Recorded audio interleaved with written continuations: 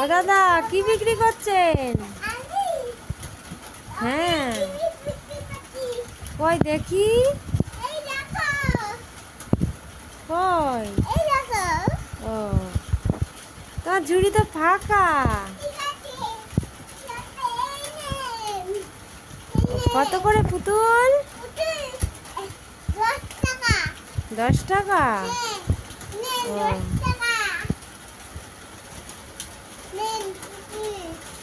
ও বাবা, কি সুন্দর পুতুল।